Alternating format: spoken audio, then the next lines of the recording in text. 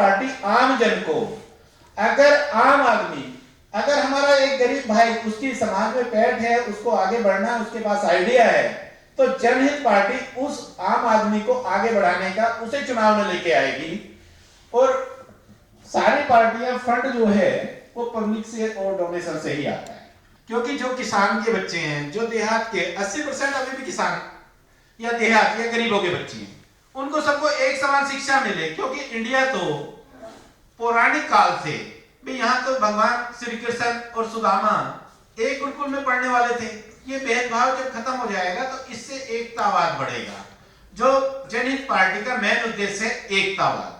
जब तक हम एकतावाद में नहीं घुसेंगे, तब तक हम जातिवाद, धर्म पे लड़ाई लड़ते रहेंगे।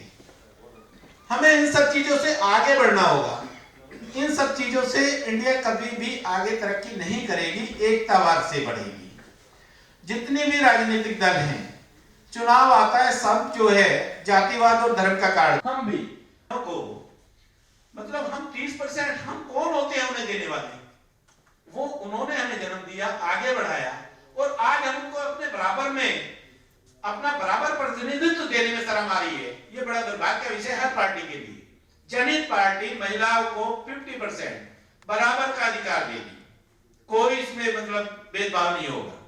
तो यही विषय लेके हम आप लोगों के बीच में आए हैं कि जो कुरीतियां हैं, देखो 72 सालों से हम गरीबी हटाओ का नारा देते आ रहे हैं, और हर बार चुनाव के बाद एक ही नारा होता है। ये सवाल ये है कि अभी दिल्ली राजधानी है और दिल्ली में जो किसान का मामला बहुत 1.5-2 साल से गर्म था। जनहित पार्टी का क्या कहना है और जनहित पार्टी इस किसान मामले में क्या सोचती है पूरे प्रकरण पे? हम किसानों के साथ हैं, किसानों के मुद्दे जायज हैं। पूरा बताइए उसके बारे में, क्या आपका विचार है? हमारा विचार ये है कि किसानों के साथ बहुत जाती हो रही है। किसान एक ऐसा जो है, आप आएंगे, मैं आपको इन्विटेशन देता हूं कि मैं देहात से रहता हूं, मैं देहात में रहता हूं, गाजियाबाद से 15 किलोमीटर दूर है। आप आइए और वहां पे अगर आप किसानों की हकीकत जानोगे, किसानों में जो सरकार बोल रही है वो हो नहीं रहा है। मंडी में अगर आप जाओ तो जब किसान जाता है तो उसको बोला जाता है 15 दिन या 20 दिन बाद आप लेके आना अपना अनाज, या अभी धान आया तो 15 या 20 दिन के बाद की डेट दी जा रही है। वहीं आपसे एक दलाल खरीद लेता है उसी धान को, जो है वो उसी टाइम 2 घंटे के बाद वो जो है वही सरकारी खरीद पे वही हो जाती है।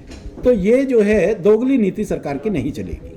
अच्छा, एमएसपी के बारे में आपका क्या कहना है? एमएसपी पे यदि ये कहा जा रहा है कि 4,000 रुपये, अभी किसी एक किसान लीडर का यहाँ पे प्रेस कॉन्फ्रेंस था, उसने कहा 4,000 रुपये पे धान खरीदो, जो 2,000 पे आज खरीदा जा रहा है। क्या वो खरीदारी नहीं होगी तो क्या वो कानून का उल्लंघन होगा कि कोई खरीदेगा नहीं? तो क्या किसान का मारा जाएगा कि नहीं? किसान मारा जाएगा उसमें, अगर एमएसपी, इसीलिए एमएसपी होनी बहुत जरूरी है। आप देखो, अगर एक फैक्ट्री वाला एक सुई भी बनाता है तो उसका अधिकार जो है वो फैक्ट्री मालिक को है कि वो क्या रेट रखेगा। वहीं किसान अपनी जो है रात दिन सिंचाई करता है। ऐसी सर्दी में जब हम लोग और किसान सब जो है अपने घर पे सोते हैं, किसान रात को पानी देता है, ऐसी सर्दी में वहां पे रहता है, लेकिन उसको अपने उसका जो है फसल का अख्तियार नहीं है रेट का। तो कम से कम एक मिनिमम एमएसपी तो रख दो कि इससे नीचे खरीद नहीं होगी, तो किसानों का शोषण उसमें रुक जाएगा। उसमें रुकेगा कहाँ? वो तो फिर कोई किसान खरीदेगा नहीं, 4,000 पे कोई खरीदेगा नहीं अनाज, तो बिकेगा कहाँ? और वो आप कानून बना दोगे तो कहाँ से बिकेगा? आप ओपन मार्केट में जाओगे तभी तो किसान को फायदा होगा। आप कह रहे हो कि मिनिमम सपोर्ट प्राइस रखो, आज 2,000 रुपये मिनिमम सपोर्ट प्राइस है, आप चाहते हो 4,000 रुपये हो जाए। 4,000 पे कोई खरीदेगा नहीं तो फिर अनाज बिकेगा कहाँ से? आप एक चीज़ बताइए, आपका बहुत अच्छा सवाल है, लेकिन मुझे एक चीज़ बताइए, आपने कभी लागत देखी है किसान की कितनी है? आप 1 एकड़ जमीन की अगर साल भर की एक उगाई, अगर कुछ लोग जो है आज ज़्यादातर 80% किसान जो है वो 1 एकड़ से नीचे के रह गए हैं, उसे अपना परिवार भी चलाना है, उसकी लागत भी। कभी आपने ये चीज़ शायद मेरे पत्रकार बंधुओं ने कंपनी वालों से पूछी है कि एक डीएपी का कट्टा जो पहले 400 रुपये का आता था आज 1250 रुपये का है।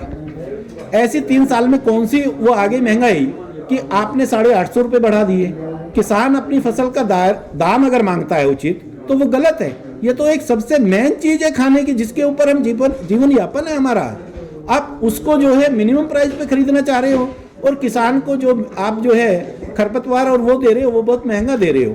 तो ये मतलब क्या वो नहीं है, गलत नहीं है? किसानों के साथ अन्याय नहीं है?